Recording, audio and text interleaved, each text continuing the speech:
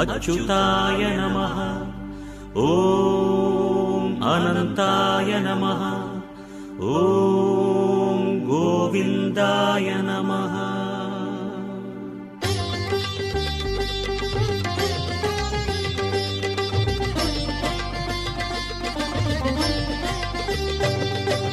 नमो नमो नारायण। ॐ नमो नारायण। नमो नमो नारायण। ॐ नमो नारायण। திருப்பதி மலையில் திகழும் நாதனே எங்கள் பெருமாளே,